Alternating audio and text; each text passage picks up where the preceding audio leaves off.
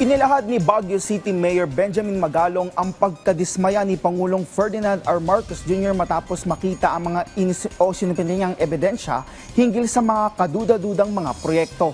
Narito ang ulat. Galit at dismayado. Ganito inilarawan ni Baguio City Mayor Benjamin Magalong ang naging reaksyon ni Pangulong Ferdinand R. Marcos Jr.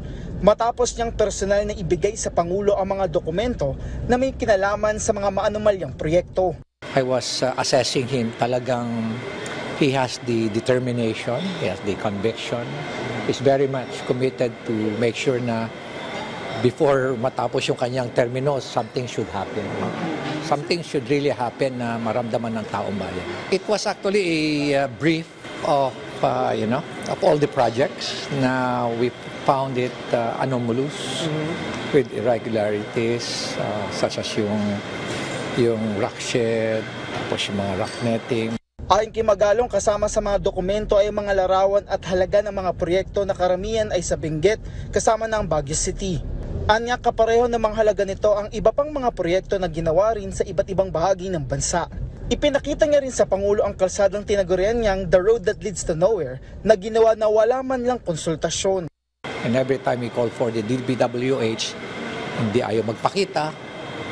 Hingi kami ng dokumento, ayaw rin magbigay ng dokumento. Kaya ng mga binanggit ko kay Presidente na parang meron silang sariling republic at kung may mga project sila sa either sa siyudad o sa probinsya ng Benguet, wala ring maayos na konsultasyon. Samantala, habulin naman Department of Environment and Natural Resources sa mga proyekto kabilang ng mga flood control project na walang environmental compliance certificate at hindi sumailalim sa environmental impact assessment.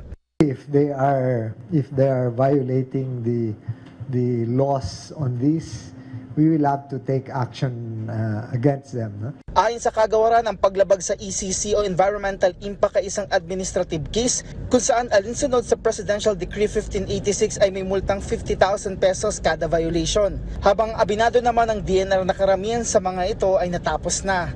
Importante rito yung liability nila in terms of the damages incurred by the flood control program. So ito talaga dapat ang tingnan. Pero sa amin kasi usually, kung makikita mo yung EIA natin, alam naman po natin yung EIA, it is undertaken during or prior to the project implementation. Patuloy naman ang pagtulak ng DNR sa programa nitong Project Transform kung saan katuwang nito ang mga LGU at maging pribadong sektor sa paglaban at pagiging handa sa mga kalamidad.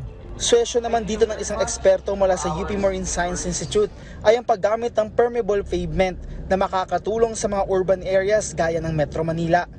Which we can apply even in parking lots.